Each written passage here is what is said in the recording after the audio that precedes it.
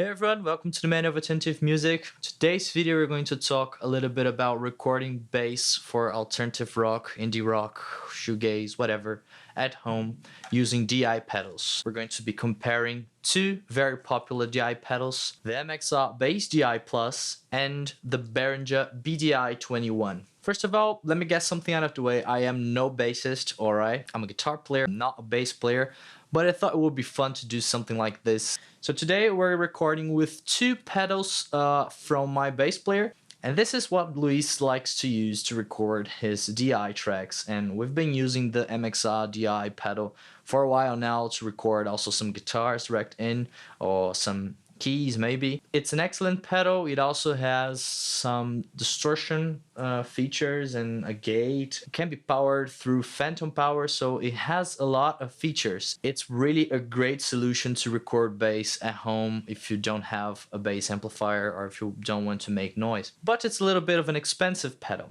So I brought today another option to record bass DI, which is the Behringer BDI 21. And honestly, overall, it's very straightforward preamp. It's much cheaper, but it's not packed with the same features, obviously. So it's like a one-channel preamp, doesn't have a distortion option like this one here. And yeah, it's very straightforward, no mids control. Treble, bass, and level, blend, presence, yeah. And it's based on another Sensamp preamp pedal. So they're definitely very different circuits, and today we're not like trying to find which one's better, we're just trying to compare some sounds and see if this holds up in terms of home recording when compared to something a little bit more high-end like this here. So regarding the comparison now, I will be using a Cort bass, which is my bassist bass, the bass that I have available here. I'm not going to use the distortion plus distortion, okay, because this one is not packed with the distortion, but I am going to use the bass overdrive by Boss and the bass chorus by Boss. So we're going to check out how these two perform as pedal platforms to recording bass DI. And to make the comparison as fair as possible, I am using the same type of cable for both, and I'm going to play the same thing through both. So I'm plugging my bass guitar into the bass chorus or into the bass overdrive, and then into the MXR preamp, and the parallel output of the MXR preamp is sending signal to the Behringer preamp, since this doesn't have a parallel output either. So yeah, this is fitting this, and the parallel output is not affecting the tone. So you're going to hear what the Behringer sounds like, okay? Both have the ground lift on, and I'm only using the XLR output on both. So first, let's go for this little song I've recorded.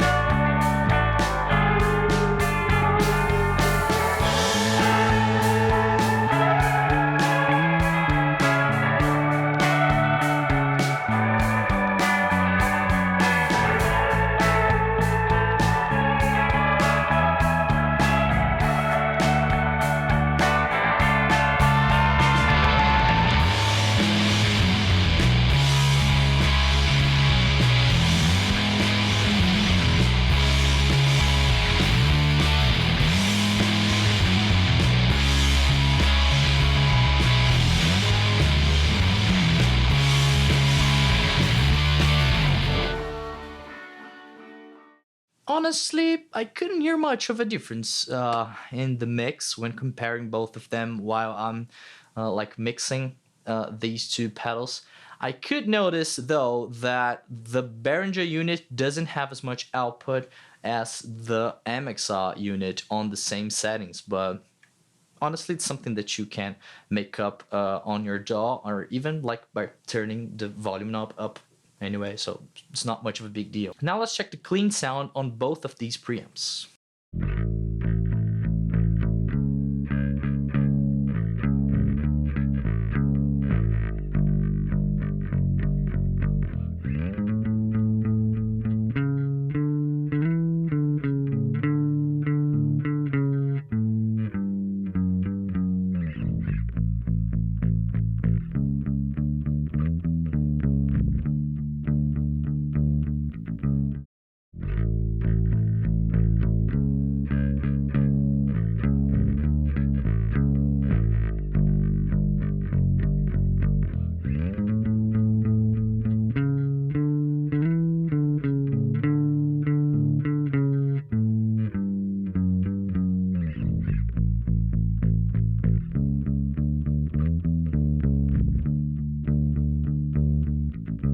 It's very interesting because I thought that the low end on the MXR bass pedal is a little bit more deep and is a little bit more defined than on the Behringer unit.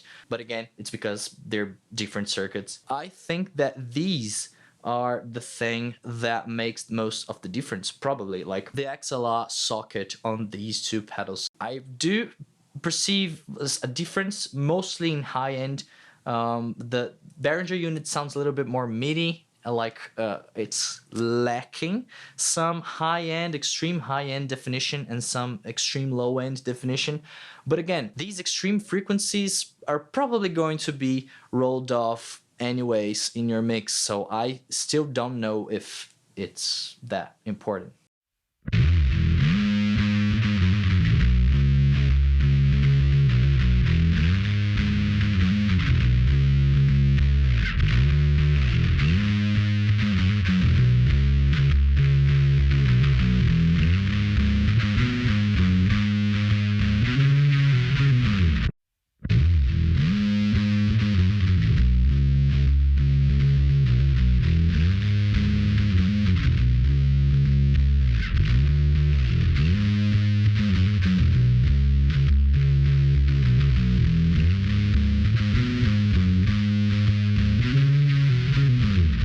I honestly couldn't realize much of a difference when listening to the mix with the full band mix, but when listening to the tracks on their own, I do realize again that characteristic of MXR preamp on the clean setting, that thing with the definition of the lows and highs, it's something that I also perceive when listening to the tracks with distortion.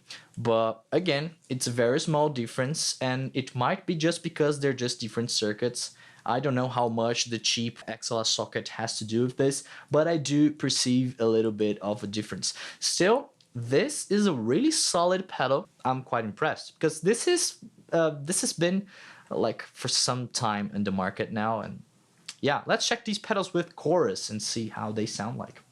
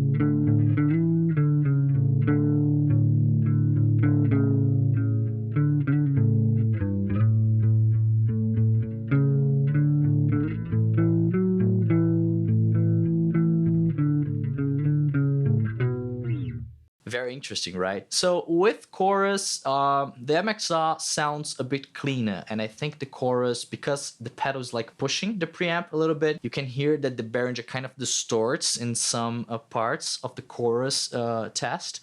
But it's not a bad thing. You can just turn the drive down. I think it's because of the tube emulation. The pedal's trying to emulate a tube amp. These two pedals are. So yeah, again, it's something that's more due to the circuit in which the Behringer pedal is based than probably like a bad thing of the pedal. Try putting the drive a little bit down and see if it still happens, but I don't think it's a bad thing. And again, I do feel a little bit of a difference in like high-end and low-end definition. I still do prefer the MXR pedal for studio recordings, but honestly, in a band context, it's pretty hard to tell a difference. We got to the end of our results, and for indie recordings at home, honestly, I do think that these two are good, solid options, and I got to the same conclusion that my bassist got when trying these out. And that's why he recommends this for everyone to play live. If you want a bass preamp to play live, this is a great unit because it's cheap and you can like replace it if it breaks, and it has a great sound on a live context. Probably no one's going to be able to tell a difference. And this pedal, he definitely recommends it for studio use because it's a really good tool, and honestly, Luis, I'm quite impressed. You're a great bassist. I agree with him in every aspect. So this is a powerhouse for live use, and if you don't have the budget to go with this or a Sensamp or whatever higher priced bass preamp you think about, go with this. It's a great unit to record bass, and yeah, if you don't have the budget, why not? I mean, it sounds great, and it's based on a classic Sensamp design, and you know, Sensamp stuff is amazing. So yeah, try this out. But if you do have the budget to spend, I also recommend picking up an MXR Bass DI because this pedal is amazing. I love it, and yes, there's a reason why my bass player prefers this over this to record. But again, if you don't have the budget to go with this, go with this. I think you're going to be fine. Take your context in consideration when choosing which pedal is the best for you. That's it. Thanks a lot for watching, and I hope I see you next time. Consider subscribing, leave a like if you enjoyed this video, and goodbye.